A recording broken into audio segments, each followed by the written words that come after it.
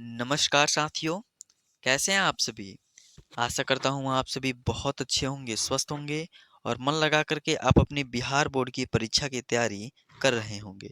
साथियों, आज हम लोग Bihar board class 12th biology के कुछ महत्वपूर्ण प्रश्नों की चर्चा करने जा रहे हैं, जो कि आपकी परीक्षा बिहार बोर्ड की परीक्षा 2025 के लिए काफ़ी महत्वपूर्ण है।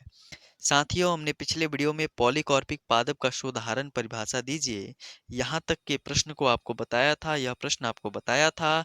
और आज का प्रश्न है आपका कि हरित क्रांति से आप क्या समझते हैं? हरित क्रांति से आप क्या समझते हैं?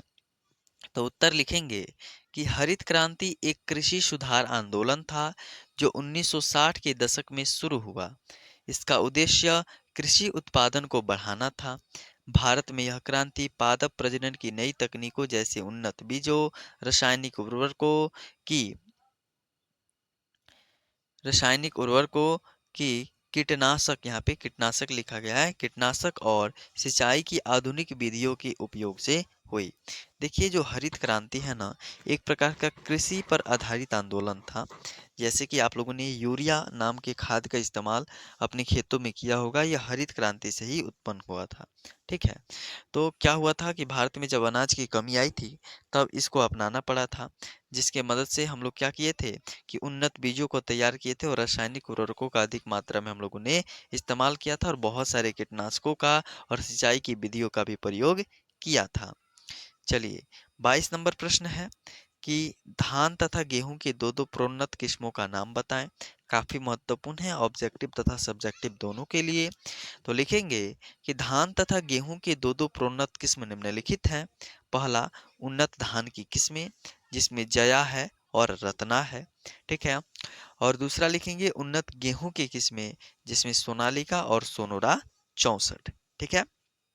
चलिए, 23 नंबर प्रश्न है कि टाइफाइड बीमारी का रोगजनक लक्षण, संक्रमण की विधि तथा उपचार के बारे में लिखें। तो देखिए साथियों, आपको परीक्षा में भी इसी प्रकार से लिखना है कि टाइफाइड बीमारी का जो रोगजनक है ना, वह साल्मोनेला टाइफी नाम के जीवाणु से होता है। इसके लक्षण क्या क्या हैं?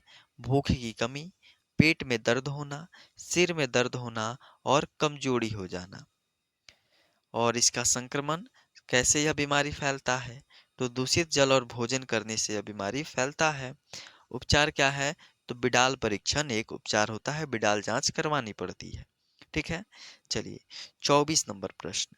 और प्रश्न है कि जैव प्रौद्योगिकी किसे कहते हैं? बायोटेक्नोलॉजी यानी कि जैव प्रौद्योगिकी किसे कहते हैं? तो उत्तर लिखेंगे कि प्रारंभिक जैव प्रक्रियाओं के द्वारा मानव के लिए उपयोगी पदार्थ या प्रक्रमों के विकास को ही जैव प्रौद्योगिकी कहते हैं। ठीक है। यह प्राचीन जैव प्रौद्योगिकी की मतलब परिभाषा हो सकती है। जैसे कि डबल रोटी हो गया, शराब हो गया, सिरका हो गया, दही हो गया इत्यादि का निर्माण जो है वह जैव प्रौद्योगिकी बायोटेक्नोलॉजी के द्वारा ही होता है। अगर आपको यह परिभाषा नहीं याद होता है तो नीचे वाला याद कीजिए। नई आधुनिक जो वर्तमान में पुनर्योगज डीएनए तकनीक के प्रयोग द्वारा जीवों में बहुमूल्य क्षमताओं के विकास को ही नवीन जैव प्रौद्योगिकी कहते हैं। ठीक है। चलिए, 25 नंबर प्रश्न कि एचआईवी का संक्रमण किस कारण से होता है? ठीक है। एचआईवी का संक्रमण किस कारण से होता है? तो उत्तर लिखेंगे कि एचआईवी का संक्रमण निम्नलिखित कारणों से होता है। बिल्कुल सजा करके कि एचआईवी का जो संक्रमण है ना, वह निम्नलिखित कारणों से होता है। पहला, संक्रमित व्यक्ति से यौन संपर्क बनाने से। ठीक है। जो भी संक्रमित व्यक्ति है, एचआईवी से संक्रमित व्यक्ति है, अगर उसे यौन संपर्क बनाया जाए तो।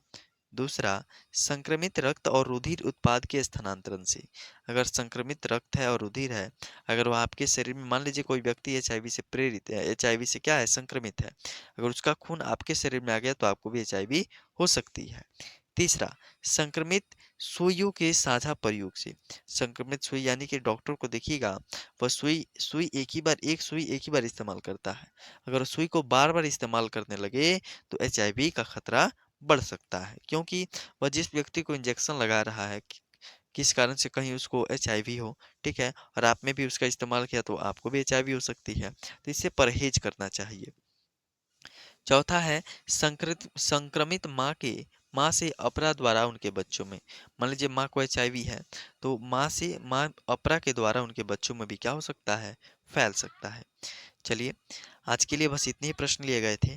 आप कमेंट में बताइएगा आप कि आपको आज का क्लास यह कैसा लगा, और आप इन सभी प्रश्नों को आप अपनी कॉपी में लिख करके अवश्य क्या कर लें, इन सभी प्रश्नों को याद कर लें। ठीक है, चूंकि हम जितने भी प्रश्न करवाते हैं वह आपकी परीक्षा के लिए क्या होते हैं, महत्वपूर्ण होते हैं। बहुत बहुत धन्यवाद। मिलते हैं अगले वीडियो में।